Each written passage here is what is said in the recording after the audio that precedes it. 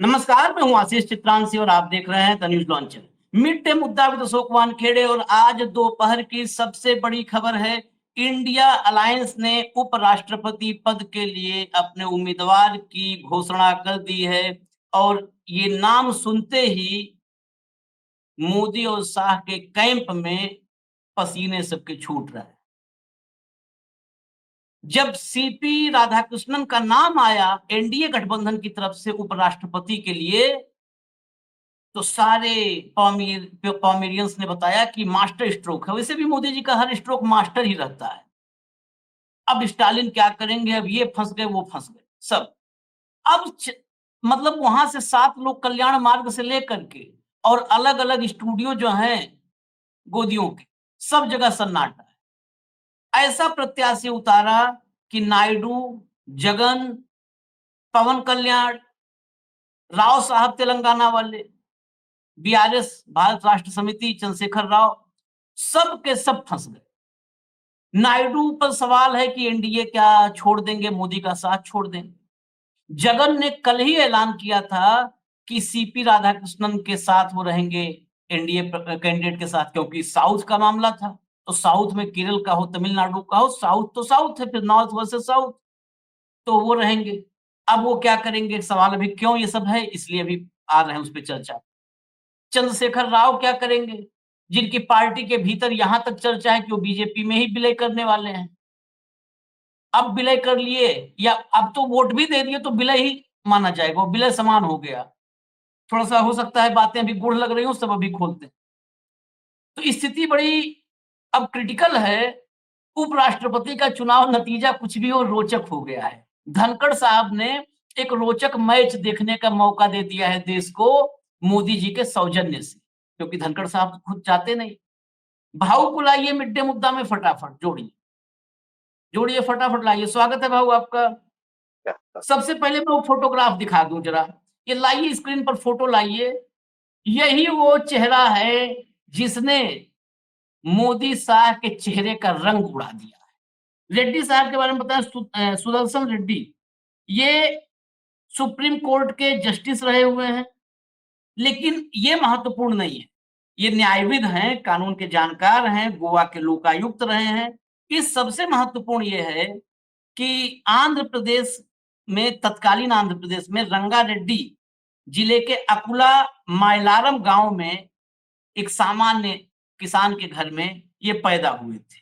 यही सबसे बड़ा खेल है कि आंध्र प्रदेश में पैदा हुए थे। वर्तमान में हालांकि ये जिला इनका पड़ता है तेलंगाना में, लेकिन आंध्र और तेलंगाना गुरु चेला। आज भी रेवंत रेड्डी और चंद्रबाबू चर्चा होती है तो यही कहा जाता है कि चंद्रबाबू के शिष्य हैं रेवंत रेड्डी, टीडीपी से ही राजनीति शुरू की और आंध्र प्रदेश में ही जन्मभूमि इनकी है रेड्डी साहब की। थोड़ा सा इनका प्रोफाइल बता दें। प्रोफाइल जानना जरूरी है कि योग्य व्यक्ति आ रहे हैं कि नहीं आ रहे हैं। हालांकि सीपी राधाकृष्णन की अलग योग्यता है, वो भाजपा के लिए 2 बार चुनाव जीते हैं। इनकी योग्यता सुनिए। ये आंध्र प्रदेश हाई कोर्ट के सीनियर एडवोकेट, बड़े नामी एडवोकेट थे, के प्रताप रेड्डी, उनके साथ काम करना शुरू किए। 8 अगस्त 88 को आंध्र प्रदेश हाई कोर्ट में गवर्नमेंट प्लीडर नियुक्त किया गया। आंध्र प्रदेश में पूरा करियर आंध्र प्रदेश में चला है। उसके बाद केंद्र सरकार के एडिशनल स्टैंडिंग काउंसिल बने। 1993 में Andhra Pradesh high court advocate association के अध्यक्ष चुने गए और उस्मानिया यूनिवर्सिटी के लीगल एडवाइजर बने। आगे 2 मई 93 को आंध्र प्रदेश हाई कोर्ट के एडिशनल जज नियुक्त किए गए। इसके बाद 5 दिसंबर 2005 को गुवाहाटी हाई कोर्ट के चीफ जस्टिस बने। 12 जनवरी 2007 को सुप्रीम कोर्ट का एडिशनल जज नियुक्त किया गया और 8 जुलाई 2011 को रिटायर हो गए। रिटायरमेंट के बाद मार्च 13 में उन्हें गोवा के पहले लोकायुक्त के रूप में नियुक्त किया गया और अक्टूबर 13 में उन्होंने इस्तीफा दे दिया व्यक्तिगत वजहों से। इससे अलग एक और परिचय देना जरूरी है। तेलंगाना में, जो पूरे देश में इस समय कांग्रेस नजीर के रूप में बता रही है, जो सर्वे हुए हैं, जातीय जनगणना जिसको आप कह सकते हैं, उस जातीय जनगणना को हेड किया था सुदर्शन रेड्डी साहब। तो एक वो भी पहचान समझिए, जातीय जनगणना को हेड किया। अब इस चर्चा पे हम चलते हैं। पहले तो सीधा मैं मैं दर्शकों से बता दूं, अभी मैं आपको नंबर गेम बताने वाला हूं, जो नंबर गेम यहाँ पे फंस गया है मोदी जी के, बहुत बुरी तरह फंसा है। लेकिन उससे पहले जरा मुकाबले की रोचकता भाव से समझ लें। भाव, साउथ वर्सेस साउथ, फंस गए अपने ही देखिए, जाल में, मोदी और शाह फंसे इस बार। सवाल ये है हम्म। कि तमिलनाडु से अ, उम्मीदवार लाके भाजपा ने तथाकथित तो सो कॉल्ड मास्टर स्ट्रोक मारा था, तो हम्म। उन्हें लगा उस वजह से तमिलनाडु में कुछ जगह मिल जाएगी पैर रखने को। हम्म। लेकिन तमिलनाडु में द्रविडियन पॉलिटिक्स है, खासकर दक्षिण भारत के कई राज्यों में, जो हम्म। हिंदी भाषी या हार्डकोर हिंदुत्व वाले लोगों को दूर रखती। हम्म। तो बेसिकली वहाँ डीएमके की सरकार है, मोस्ट पॉपुलर सरकार है, वहाँ तो आइकॉन पे चलती है सरकारें। हम्म। जयललिता जाने के बाद एआईएडीएमके बिल्कुल हाशिए पे आ गई, शशिकला आती है जाती है, तो शशिकला की क्रेडिबिलिटी नहीं के बराबर हो गई है। अभी भी हम्म। मैंने खबर पढ़ी शशिकला की फिर से आना चाहती है वापस, लेकिन क्या करेगी पता नहीं। कुल मिलाकर वहाँ डीएमके डीएमके है, और डीएमके को जितनी प्रताड़ना बीजेपी कर रही है, जितने बिल रोक रही है, जितने तमिलनाडु जनता के साथ प्रताड़ना कर रही है, उसका जवाब देना मुश्किल होगा। तो वो मैं मास्टर स्ट्रोक नहीं मानता। हम्म। लेकिन जब रेड्डी साहब आ गए आंध्रा से, रेड्डी साहब की ऐसी कोई प्रताड़ना की छवि रही नहीं। वो एक अच्छे जज रहे, हाई कोर्ट में भी नॉन कॉन्ट्रोवर्शियल रहे, गुवाहाटी में नॉन हम्म। कॉन्ट्रोवर्शियल रहे, केंद्र में रहे, सुप्रीम कोर्ट में नॉन कॉन्ट्रोवर्शियल रहे। वो संविधान के भी ज्ञाता है। वो जो हम्म। केसेस लड़ते हैं, कोई क्रिमिनल लॉयर होता है, तो वो जब अपने प्रैक्टिस कर रहे थे तो वो संविधान के विशेषज्ञ माने जाते थे, हम्म। संविधान के केसेस ज्यादा लड़ते थे, तो वो एक एडेड एडवांटेज है उसके पास। लेकिन फिर अब आते हैं हमारे यहाँ राष्ट्रपति उपराष्ट्रपति के चुनाव में, आशीष, हम्म। राज्यों की अस्मिता बड़ा रोल करती है। अब राज्यों की अस्मिता हम्म। में आपको मैं दो तीन उदाहरण दे दूंगा। खासकर जब शालिनी ताई पाटिल चुनाव लड़ी राष्ट्रपति का, तब शिवसेना भले ही एनडीए का गठबंधन का साथी हो, लेकिन बाला साहेब ठाकरे ने बड़ा क्लियर कट अनाउंस कर दिया था कि वो महाराष्ट्र की बेटी है और शिवसेना उनके पीछे खड़ी। हम्म। फिर आप प्रणब मुखर्जी के बाद आइए। हम्म। जो ममता बनर्जी प्रणब मुखर्जी के खिलाफ मुलायम सिंह जी के साथ खड़ी होकर विकल्प ढूंढ रही थी, उन्हें भूमि पुत्र पुत्र के नाम पे फिर वोट किया तो मुखर्जी को, प्रणब मुखर्जी को। हम्म। वो ऐसे कई राज्यों की अस्मिता के नाम नाम लेकर आप वो हो जाते हो। ऐसे में यदि कल तेलुगु बिड़ा हम्म। की बात आती है, तो तेलुगु बिड़ा जो है वो आंध्र प्रदेश में भी है और तेलुगु बिड़ा तेलंगाना भी है, हाँ। क्योंकि भाषा दोनों की एक है। हम्म। हम्म। तो क्या फिर, अच्छा आंध्र प्रदेश और तमिलनाडु में झगड़े भी है, हाँ। हाँ। और ये राज्यों के झगड़े आप कम मत समझिए। जब कर्नाटक का आदमी गवर्नर बन गया था महाराष्ट्र में, हम्म। तो उसके शपथ विधि में कई लोग नहीं पहुंचे थे, हम्म। क्योंकि कर्नाटक के और महाराष्ट्र के झगड़े चल रहे बॉर्डर को लेकर, हम्म। और बहुत कम समय तक वो गवर्नर साहब रहे वहां। तो फिर ऐसे में क्या ये डीएमके, मतलब सॉरी डीएमके की जगह ये जो अपने टीडीपी हम्म। का जो पूरा कुनबा है, जगन हम्म। कि राज्यसभा में मेंबर है, लोकसभा में नहीं है, तो और बीआरएस, ये क्या करेंगे? मैं तमिलनाडु के भाऊ, पक्ष में वोट देंगे, मैं अगर 2-3 तमिलनाडु के मिनट पक्ष दीजिए में तो वोट नंबर देंगे, गेम समझा दूंगा या मैं। या भूमि पुत्र के, नहीं नहीं, पहले तो अपन सोचेंगे कि कैसा शिफ्ट हो सकता है, या भूमि हम्म। पुत्र के नाम पे वोट देंगे। हम्म। दूसरी बात, हमें राज्यसभा में कम से कम जो हमने देखा है पिछला टेन्योर हम्म। हमारे आदरणीय उपराष्ट्रपति जी का, जो इस्तीफा देके भाग गए तुरंत हेल्थ के नाम से, उन्होंने जितना नीचे गिराया था सदन के अध्यक्ष के रूप में सदन की पूरी कार्यवाही को, हमें एक ऐसा आदमी चाहिए जो संविधान का जानकार हो, क्योंकि राज्यसभा का जो अपर हाउस जो कहते हैं हम, राज्यसभा का बड़ा सदन कहते हैं, बड़े भाई के रूप में होता है। राज्यसभा की परिकल्पना ही ऐसी की गई थी कि जहां में सब पढ़े लिखे लोग जो चुनावी राजनीति नहीं कर सकते लेकिन जिनकी जरूरत है देश को, ऐसे लोगों का सदन, वहां कम से कम आपको पीठासीन अधिकारी एक अच्छी जानकारी रखने वाला चाहिए। और इसके पहले थे शंकर दयाल शर्मा जैसे विदुषी लोग थे कि जो बाकायदा उस जगह पे बैठ के उन्होंने उस जगह का सम्मान बढ़ाया, सदन का सम्मान बढ़ाया। तो ये तो हो गया अस्मिता की बात और कैंडिडेट की। मैं ये नहीं कहता हूं कि एनडीए गठबंधन का कैंडिडेट एकदम कमजोर है, उनका भी कोई ऐसा, उनके पीछे भी कोई ऐसा नहीं है, लेकिन एक विचारधारा है, वो संघ की विचारधारा से आते हैं। राष्ट्रपति उपराष्ट्रपति या अभिभावक होते हैं देश के, इनको न्यूट्रल होना जरूरी है, निष्पक्ष होना जरूरी है। क्या निष्पक्ष हो पाएंगे? एक न्यायाधीश निष्पक्ष हो सकते हैं। हमारे यहाँ एक न्यूक्लियर साइंटिस्ट भी राष्ट्रपति रह चुके हैं। तब लोगों की अपेक्षा थी कि ये बिल्कुल न्यूट्रल रहेंगे और उन्होंने बता दिया जब तक रहे वो। उन्होंने एक माइलस्टोन गाड़ दिए कि राष्ट्रपति कैसा होना चाहिए देश का। भाऊ मैं 2 मिनट लूंगा, जब तक नंबर गेम नहीं आएगा तब तक क्लियर नहीं मजा होगा। नहीं आएगा। मजा नहीं आएगा। मैं नंबर गेम क्लियर कर देता हूँ। दरअसल चाहे तो नोट कर सकते हैं, राष्ट्रपति उपराष्ट्रपति का जो चुनाव होता है उसमें जो इलेक्टोरल कॉलेज है वो लोकसभा और राज्यसभा होता है, और इसमें जो चुनाव होता है उस चुनाव में विनर कैसे तय किया जाता है? Total number of valid votes, कुल वैध वोट 2 से उसको भाग दे दीजिए और +1 कर दीजिए। जो आता है वही जीत का जो है ना वो बाउंड्री है। लेकिन ये बाउंड्री सीधे कई बार नहीं मिलती। अगर 2 से ज्यादा कैंडिडेट है तब मामला फंस जाता है। उसमें क्या होता है कि काउंटिंग, जब पहले राउंड की काउंटिंग हुई तो पहले राउंड की काउंटिंग में अगर मान लिया कोई भी उस बाउंड्री तक नहीं पहुंचा, total valid votes divided by 2 + 1 वहां तक नहीं पहुंचा, तो जो सबसे कम वोट पाया है वो बाहर हो जाएगा।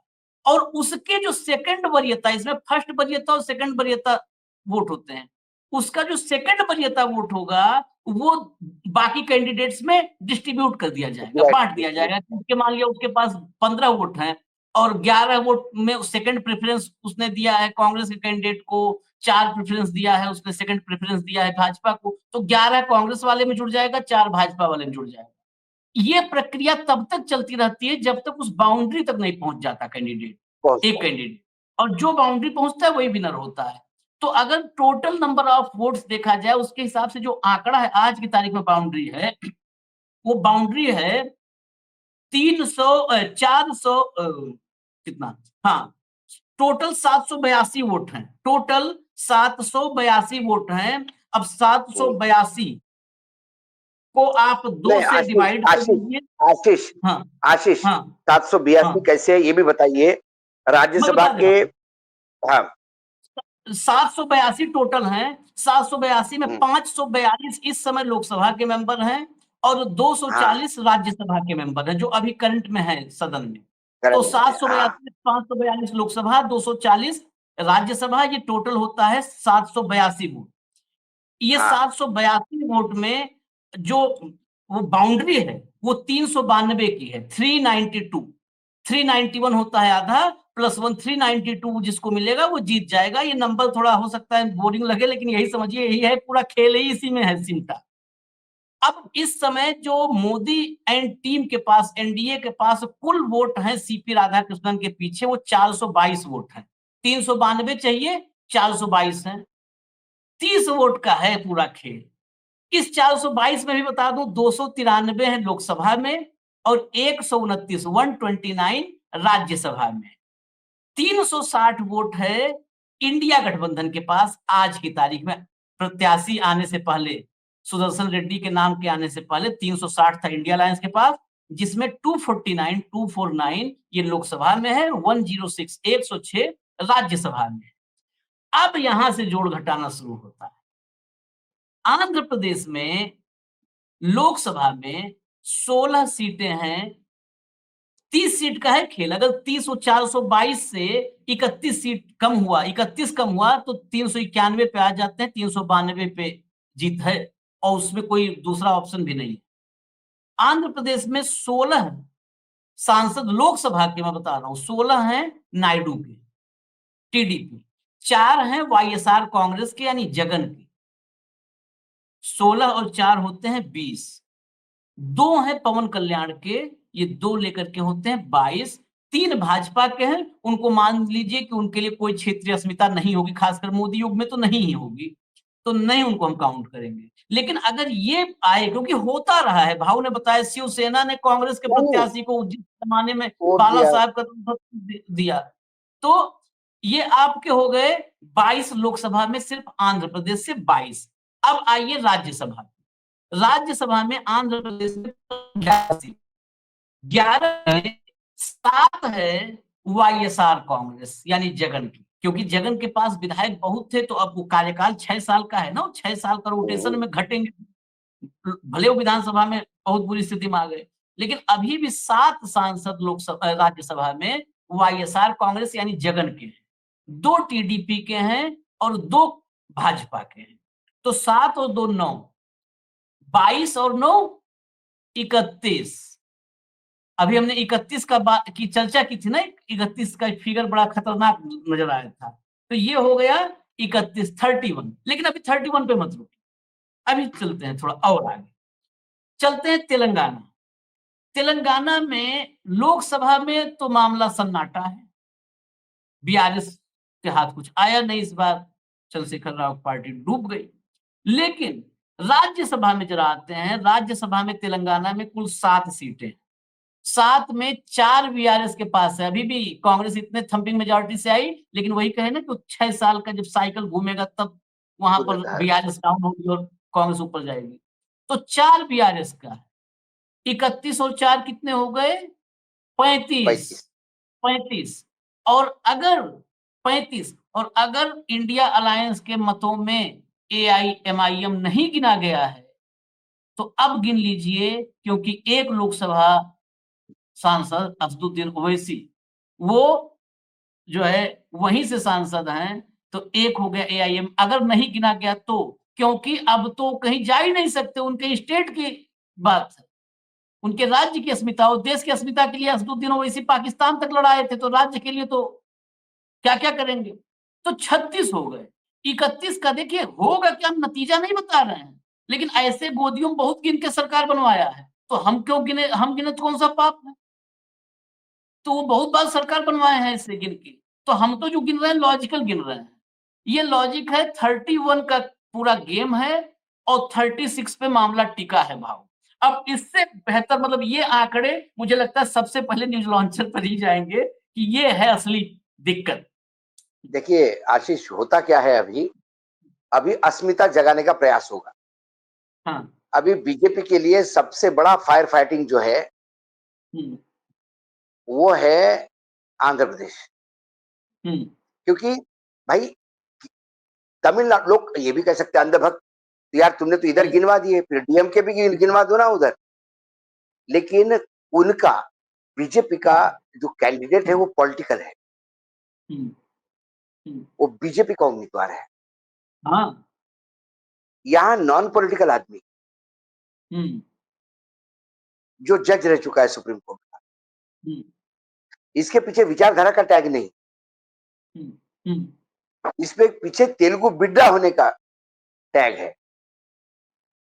तेलुगु बिड्डा का यदि काम चल गया, नारा चल गया, तो फिर चुनाव फंस गया। और दक्षिण भारत थोड़ा ज्यादा ही अस्मिता को लेकर सजग रहता है। हाँ। तो ऐसे में पर है, बहुत सोच समझ के एक एक कैलकुलेशन करके हो सकता है कि किसी कांग्रेसी को आंध्रा या तेलंगाना से लड़ाते उपराष्ट्रपति पद के लिए।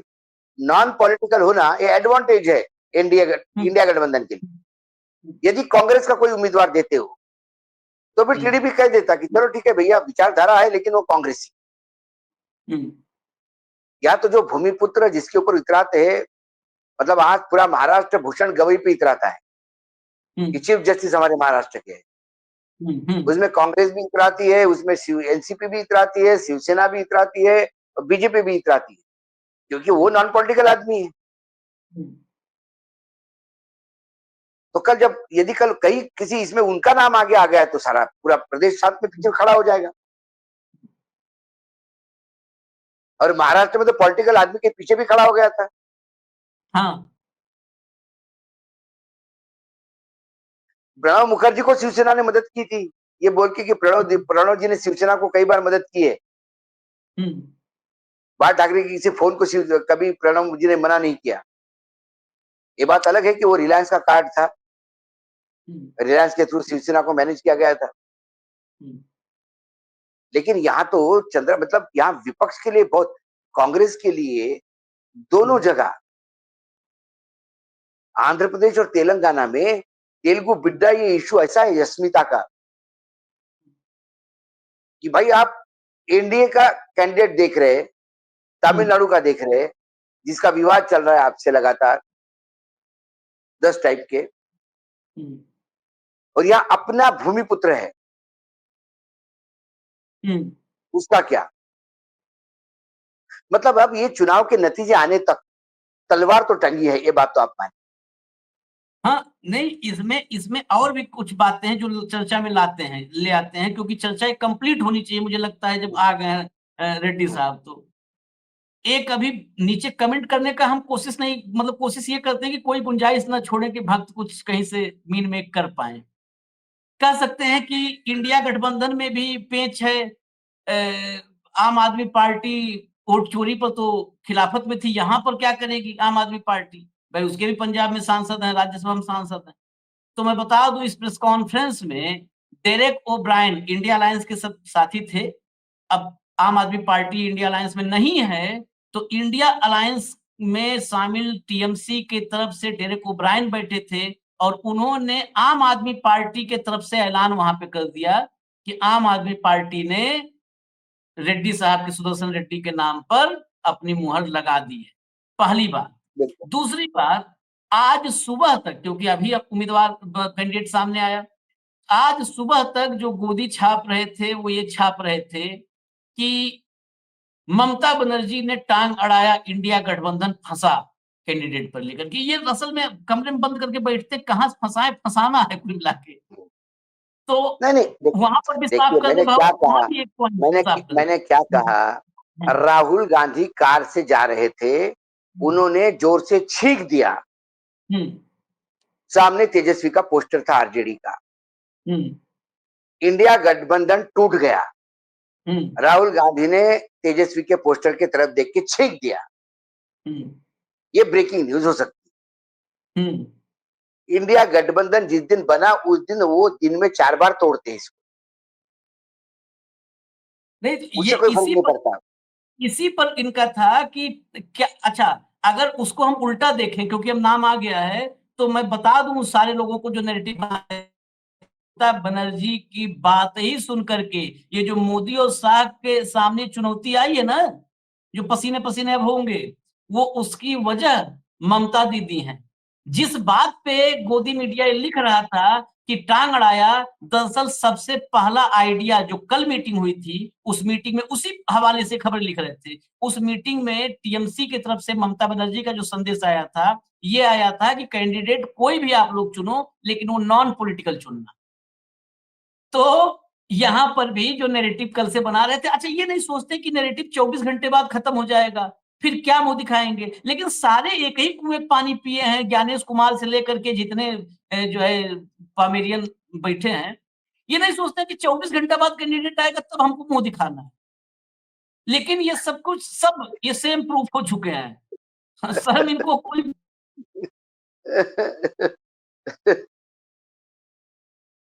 ये मतलब, अच्छा बीआरएस वाला भी चर्चा में लाना जरूरी है। बीआरएस के विलय की बात हो रही थी, विलय तक तो ठीक था, विलय हो जाता तो भी गाड़ी चल जाती। अब बीआरएस क्या करेगी? अब चंद्रशेखर राव 4 हैं उनके पास, 4 बहुत है, एक एक वोट की वैल्यू है, 4 बहुत है। अब क्या करेंगे? अच्छा, तो नहीं, बीआरएस के लिए एक एडवांटेज देखिए, ममता ने बहुत सोच समझ के नॉन पॉलिटिकल आदमी मांगा। हाँ हाँ हाँ। अब बीआरएस यदि बीजेपी के समर्थन करता है तो बीआरएस का बीजेपी में विलय होना तय है। हाँ। मतलब ये घोषणा हो जाएगी कि आप तो बीजेपी की भी टीम है। और यदि बीआरएस अब्सटेंड रहता है वोटिंग से, तो फिर आप तेलुगु बिड्डा का आपको स्वाभिमान नहीं। हाँ हाँ। बीआरएस ये नहीं कह सकता कि ये कांग्रेस का उम्मीदवार है। ये उम्मीदवार तो ममता का भी है, ये उम्मीदवार तो केजरीवाल का भी है, ये उम्मीदवार तेजस्वी का भी है, ये उम्मीदवार स्टालिन का भी है, ये उम्मीदवार उद्धव ठाकरे का है, ये उम्मीदवार शरद पवार का है। कांग्रेस तो पीछे है। नहीं, भाई यदि यदि पूरे पूरे विपक्ष की जो बहुत बढ़िया दिया था कि अगर भूषण गवई कल को कभी ऐसे उम्मीदवार होते हैं तो उनका कौन सा है। हाँ, आप मैंने कहा ना, आज बोल सकते हो। चंद्रचूड़ से बोल सकते हो, लेकिन मैंने यही कहा। सबसे पहले मैंने क्या कहा, रेड्डी साहब का आप टेन्योर आंध्र प्रदेश में देखिए, रेड्डी साहब का आप गुवाहाटी में देख लीजिए, रेड्डी साहब का आप टेन्योर सुप्रीम कोर्ट में देख लीजिए, रेड्डी साहब का आप टेन्योर गोवा में भले ही छोटा रहा वो देख लीजिए। रेड्डी साहब कभी कंट्रोवर्सी में नहीं रहे, ना कहीं से दोस्ती ना कहीं से बहस। तो ऐसा प्लेन आदमी किसको नहीं चाहिए।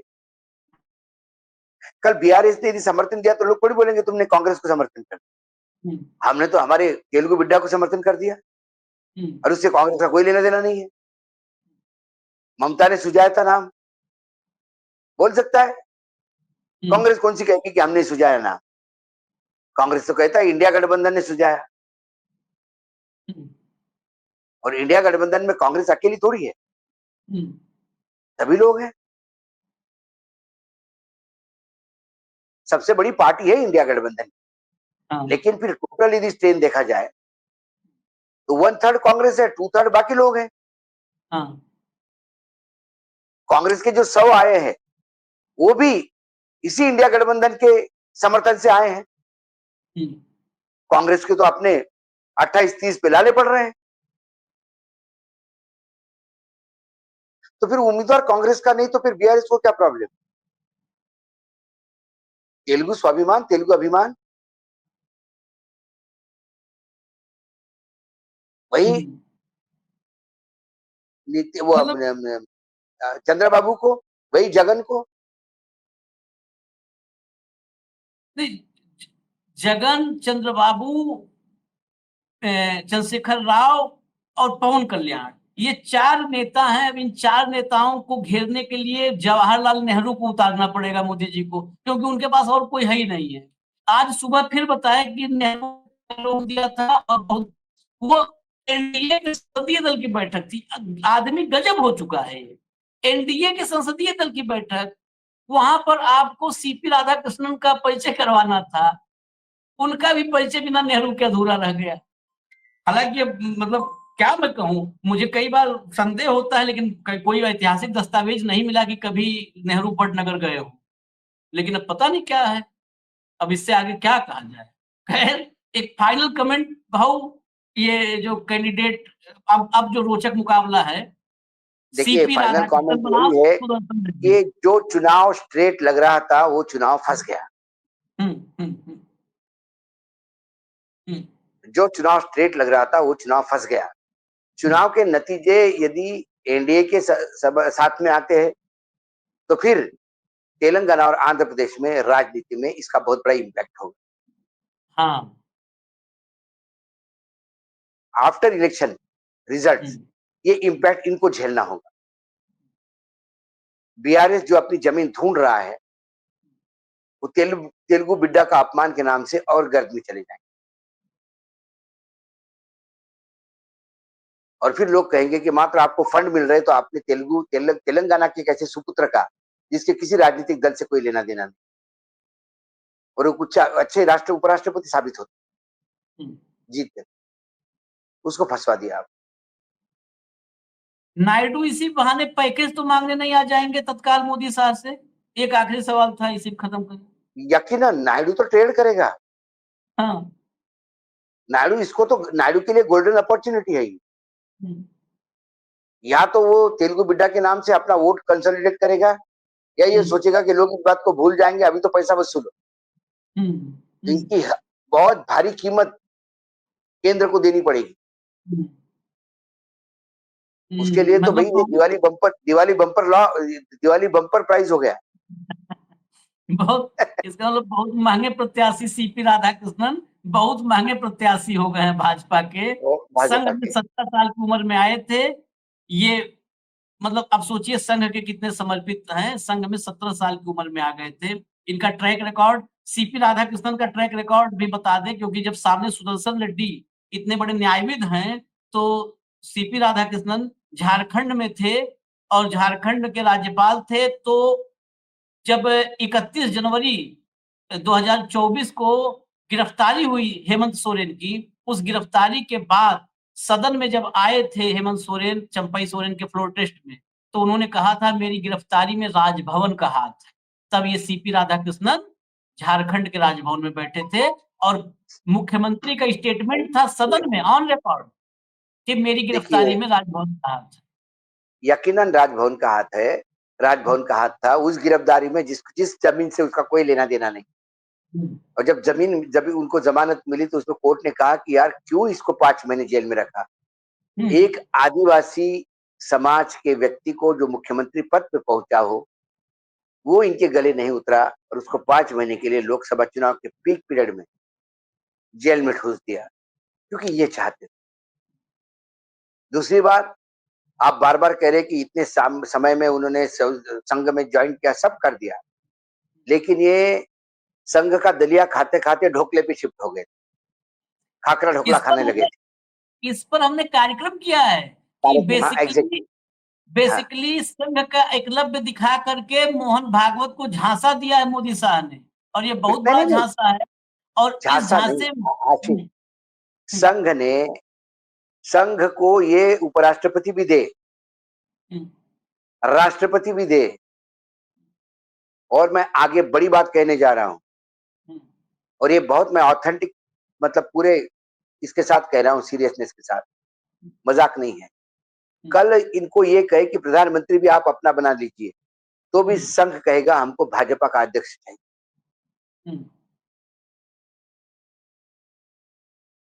हाँ, कम से कम हमेशा संघ नहीं चाहता कि एक पपेट प्रधानमंत्री अपने हाथ में हो।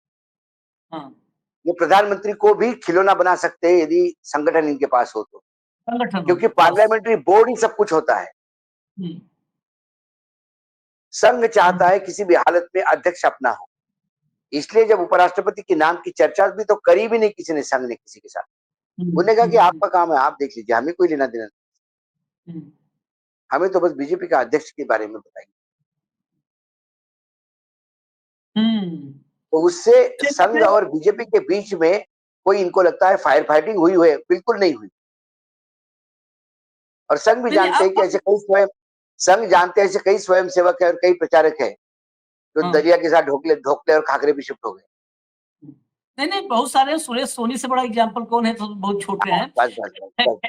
लेकिन अंत में यही है कि ये मुकाबला अब नमस्ते सदा वत्सले मातृभूमि और जय संविधान के बीच में है, क्योंकि वो संविधान के जानकार है, कानूनविद हैं। अब देखिएगा, बहुत सारे लोग बताएंगे कि बहुत बड़ा जनाधार है सीपी राधाकृष्णन का, कोयम्बटूर से 2 बार सांसद रहे हैं।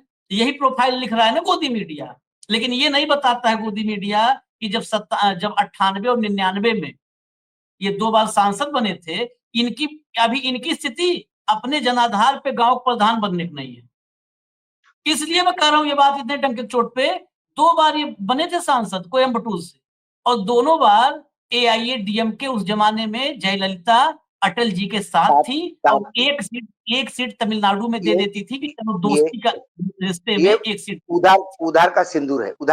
हाँ, एक सीट दे देती थी उस समय कि एक सीट है गठबंधन के नाम पर, चलो दोस्ती के नाम पर एक सीट कुर्बान, और कोयम्बटूर की सीट होती थी। 2 बार उसी वजह से सांसद बने थे। फिर हमें इजाजत दीजिए, अब वोट अधिकार यात्रा के साथ उपराष्ट्रपति का चुनाव। अब 2 जगह पर आप लोग भी निगाह रखिए, हम भी रखे हैं, क्योंकि भारत में इस गंभीर दौर में रोचकता आ रही है। फिलहाल हमें इजाजत दीजिए। धन्यवाद भाऊ, बहुत बहुत धन्यवाद। नमस्कार।